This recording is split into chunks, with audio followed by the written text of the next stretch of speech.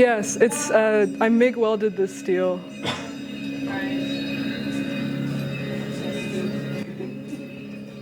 The piece is called Return, and this is the terms of UN Resolution 194 for right of return. Keys are a symbol of the Palestinian resistance and the right to return to their land and also like their ownership, connecting to the Nakhba of 1948, where people were forced out of their ancestral homes and violently massacred by Israeli settlers.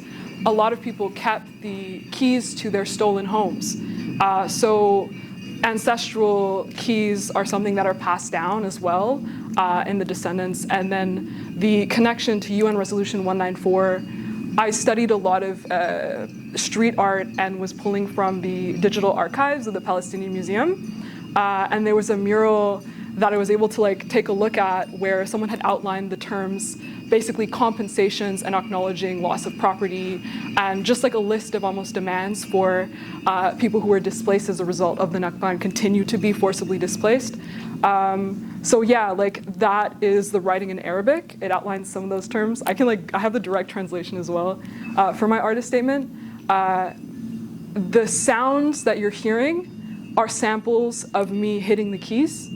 I pull from Rahab Nazal, a director and Palestinian artist in the occupied West Bank, who talks about the idea of art as archive and forbidden images.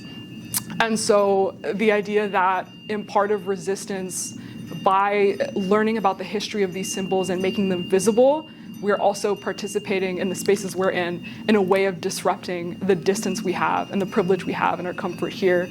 So I wanted the sound to be an element of noise.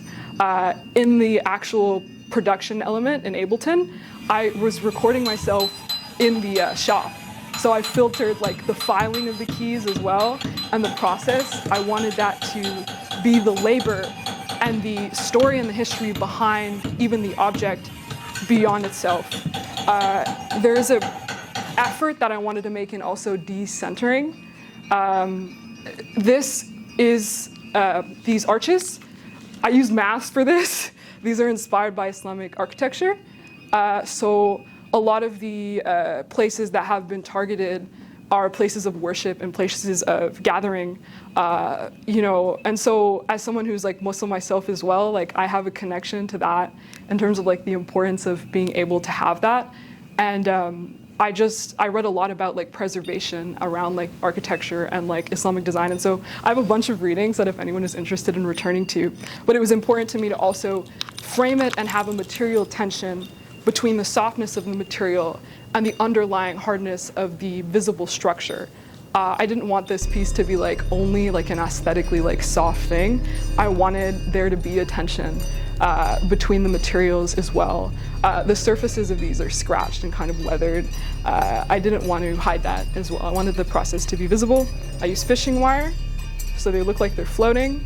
This is a window screen because I wanted the transparency to work in a way where it projects beyond itself.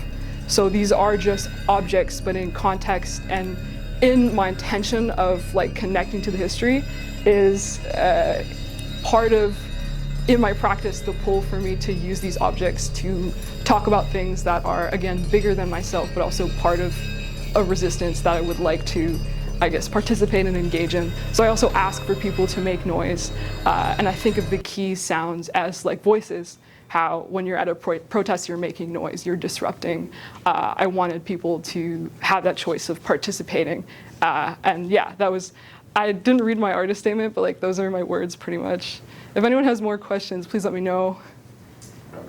So you've purposely made a shadow there. Did you talk about that already?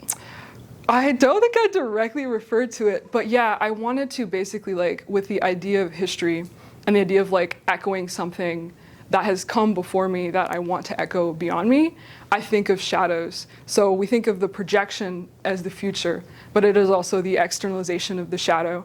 I think what was important to me, and also learning and solidifying my Arabic and consulting with people of that diaspora before I was also being aware of there are shadows and there are cycles and there are things in terms of a past that I can learn from as I engage. This UN Resolution 194 was not implemented into law, the right to return. So there's also that, like, I guess, acknowledgement in like what I push towards and the temporality of like the shadow and the projection and the reflection there. I don't know if people caught that in the staging, but if I turn the light off, that is also, I didn't want to have them in English. I put a lot of effort into learning the language, and I wanted to honor that too, if that makes sense, yeah. What else? Oh, and this is projection mapped using Touch Designer. I love how the fabric looks like a loosely like veiled hijab as well too. Like it looks like somebody should be there, but it's just these keys that also like encapsulate like I don't know everything. Mm. What is the projected video? So this is stock footage. I'm working on a film. I would have liked to have used this as a stage, but I chose water because that is, again, a very important spiritual connection and component of the land. So I was thinking of from the river to the sea, like Palestine will be free. So in that consideration as well, I wanted to have that in the layer with the keys. And I also think that the reflections of the water fit with the like resonant tones that I was playing in the speaker of the keys as well. Yeah. The curve of the wall helps that movement too, like if you're talking from the river to the sea. Yeah. For me, it really the water goes. Yes. It has these like rays of light that like connect back like these legs. Yeah. It's really just like a moving entity. Thank you for noticing that. Yeah. I think of like ripple effects, but also in the sound aspect as disruption. I wanted there to be that interaction in terms of a sensory level too, with the sonic composition. I think the broken keys are also really powerful. I mean, I know it's frustrating that you started with 8 and only 4, but I guess sort of like seeing the destruction of like Palestinian homes and Palestinian livelihoods reflected in broken keys, and keys are obviously, as you mentioned, like such a symbolic, such a symbol of like Palestinian resistance and like home, like Palestine. It's just interesting to see that. I really like how you incorporated the broken one. Thank you. Yeah. The UN resolution being, in a sense, broken. Yeah. Or not honored. Or not being Yeah. followed through. I don't know what the right word is. I asked for the noise and the engagement, and I think the symbol, like Rahab Nazal, like in her artist talk, was talking about how where we are here in the West, our politicians value democracy over the human life. So kind of this resolution passed in not passed in 1948, but written by the UN, kind of a call to remember this as history now in our participation and also in the way we are pushing our leaders here as we engage. And I was frustrated that the keys were breaking at first, but this process and my research made me decenter myself. And I think that that's incredibly important. It's why I learned the Arabic and I did it in that way, because it is part of, I feel, my responsibility, and I would say ours, in like collective liberation, to take that on as a duty to learn about the history and the cultures and the resistance beyond just what may be new. Even in terms of like I lived in Qatar for like a big part of my life. So it's also very interesting to see kind of the membrane of how we interact and this othering of other cultures as well, which is why I was again thinking of connecting it to namaz and like the altarship and prayer. You lower yourself. Originally I had the mallet there, but I chose to hand it to you here. But we have to lower ourselves and decenter ourselves as we participate. I think that's important too. I'm thinking about these keys and these objects in this class, and there was a disconnect, and this is me finding the connection to what is outside and what is important, I feel like, to me in my practice and responding to. Wow. Thank you. Thank you. Oh, if anyone wants readings, I have a bunch of readings that connect to the history, so. It's really powerful.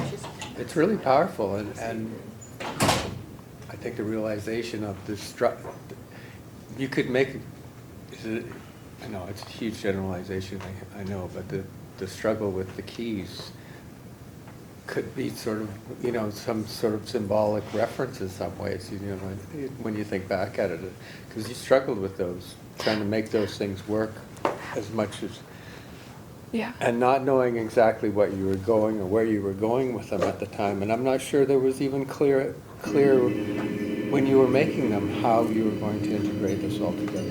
No, someone in this class, you mentioned to me, I was compartmentalizing and frustrated about the keys. Yeah. You mentioned the symbol, and I was like, no, there's a history beyond myself. And I think my struggle is nothing, because my comfort is a choice. So when I'm here, that's what I'm aware of. And I want to kind of disrupt that, always in my work, if that makes sense. I know you said you wanted like the mallet on the ground, so we had to lower ourselves and decentralize ourselves. But I also think you handing it off is also like a very powerful symbol and like a very like, powerful moment. Because like you yourself, you did this work to like really look into it. You just said your comfort is a choice, but you chose to make yourself uncomfortable and like really like dig into this and really immerse yourself. So like you, and like yes, you did all the work, but then you taking that and handing it off and like inviting people in to help you make noise, to help you disrupt the space. I think that is also a very like powerful action. And I'm glad that you didn't just leave the mallet lying down, because like me seeing you hand it off and then people continued that action of like, oh, like I had my turn making noise, now it's up to you.